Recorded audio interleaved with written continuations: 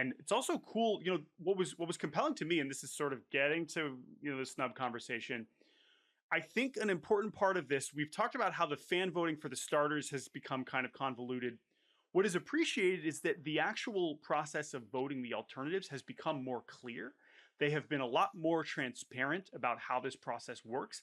And I think it's important that we kind of talk about how this process works, because not only do I understand it better now, they are just being very explicit in communicating how they are selected. So before we get to any other names, let's just remind people how this goes about, because it is very relevant as to how players end up on these teams. So the starters are selected by you, the people of America, and I guess the world. Are there any countries where you can't vote?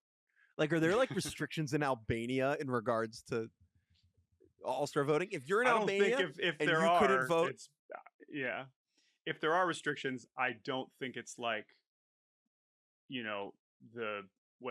Albanian government is not you can't vote on MLB All-Stars. Actually, maybe it is. That's probably more likely than MLB being we don't want Albanians voting for our teams. So I don't know. Yeah. Let us know. Question. If you're in Tirana, hit us up. baseballbarbacast@gmail.com. I think anyone could vote anywhere. Anyway, continue. Got it. The fans vote on the starters, and then the players vote on the reserves, on some of the reserves. And it is indicated which All-Stars are player votes and which All-Stars are league selections. Now, the league selections exist in order to get players that don't get in by player voting, or to ensure that every team has at least one representative. There were 6 MLB choices in each league. Players where, Commissioner Manfred and co. were like, hey, you, go to Atlanta. You're in. Okay. 7 if you include Kershaw. We'll get to that. In the AL, that is Chris Bubich, Brian Wu, Bobby Witt Jr., Jazz Chisholm Jr., Yusei Kikuchi, and Shane Smith. I think Bubich and Wu, pretty straightforward, just really good pitchers on teams that would have had another or multiple All-Stars. Anyway, Bobby Witt Jr., he lost in the player voting, and at first I was like, that's nuts. And then I realized he lost to Jeremy Pena, who's really good, and I was like, that's fine. So they want to have Bobby Witt Jr. there. Totally makes sense. Jazz is really interesting. He's been awesome. He's got a 970 OPS since he got off the IL in the beginning of June.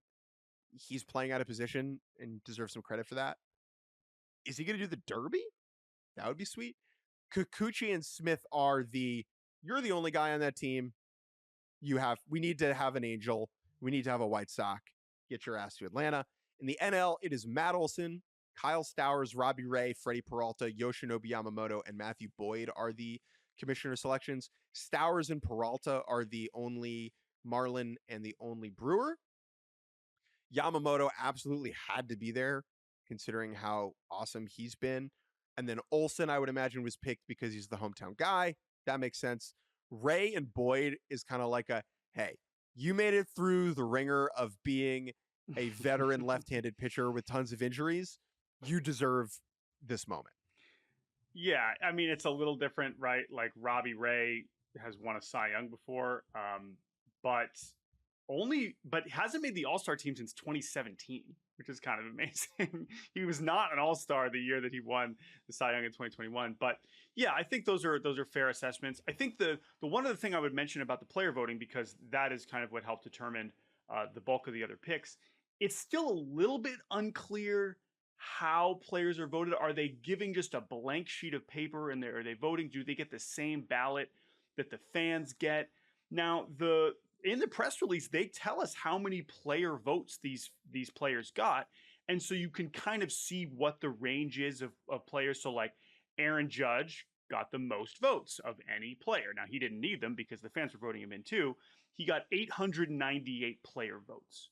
Now, I don't know what percentage that is. I don't know. I'm not really sure what to compare that to, but it is kind of interesting to see which guys got real support. I mean, the fact that, Jonathan Aranda got more player votes than Vlad Jr., according to this press release. That is compelling. That means that there are some players that were that made an impression, or somehow for whatever reason players were like, yes, I want to vote for that guy. And then that is also an important thing to understand when we're talking about some of the guys that made it that we maybe don't think deserve it, whether that's a Julio Rodríguez or that's a Fernando Tatis Jr. who haven't really been playing well recently, but you see on here they must have gotten more player votes than some of these other outfielders. So that's how that was determined. So I think you see this trend of guys who are awesome in April and May, who tail off in June, getting in, and guys who have slower starts and are awesome in June not getting in, because players are coming to their conclusions kind of earlier on. I joke about this like all the time. Andres Gimenez, 2 homers on opening day, put him in the Hall of Fame. And you just remember these things from the early part of the season. That's why Juan Soto's not going, right? Juan Soto was pretty mid for a month and a half and has been like the best hitter in the world for the next month and a half, and he doesn't get voted in because of that. Yeah, but also like logistically, to your point, I don't know when they're voting. I think it's very possible that these players submitted their ballots 3 weeks ago.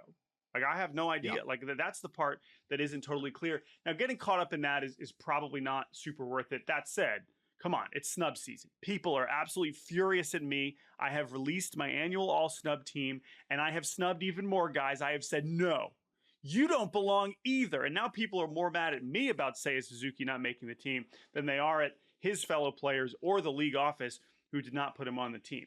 I don't know. I thought Michael Busch has been better than Seiya Suzuki. I also think that the timing was perfect, right? You have the teams come out, and then you have the Cubs absolutely destroy the Cardinals. Suzuki hits another homer, and like it's just like all the Cubs should be in the All-Star team. And it's like, you know what? Yeah, probably.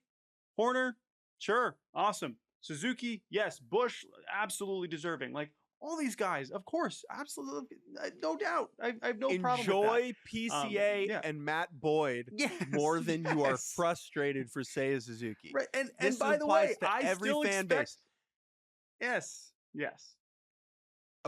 Be happy for Clayton Kershaw who gets to go than you are frustrated that Andy Pajes gets to go on vacation. Right? Yeah. Let's look for the joy. Some of these dudes are going to get in, especially pitchers. Because remember, the pitchers that pitch on Saturday and Sunday before the All-Star game will not pitch in the All-Star game and will necessitate replacements. We think that'll be like Skubal, Fried, DeGrom, Crochet. Like there's a lot of spots there. There are 3 American League infielders who are, I think, going to not go or not play. They're on the IL. That's Brandon Lau, who was removed from a game yesterday. Jeremy Pena, who's on the IL, and Alex Bregman. So like, Michael Garcia and Addison Barger might end up going. So let's just like wait 3 days. Now, to be fair, there are some egregious ones this year, in my opinion, more than usual. I think the most egregious is Julio getting in over Randy. But it's important that when you're frustrated about this, my dear listeners, who to put your frustration towards, right? Julio getting in is not Commissioner Manfred sitting behind a laptop being like, I think he has beautiful eyes. This is the players voting for Julio, right? Which is, I guess, cool because he's cool. Yeah. So what does that tell you? Am I supposed to take from that they still believe Julio is an all-star level player, even though his OPS starts with a 6? Like, yeah, maybe. I mean, you can make that argument. You could still say that, Cedar Rafael is having a very similar season and he deserves it more.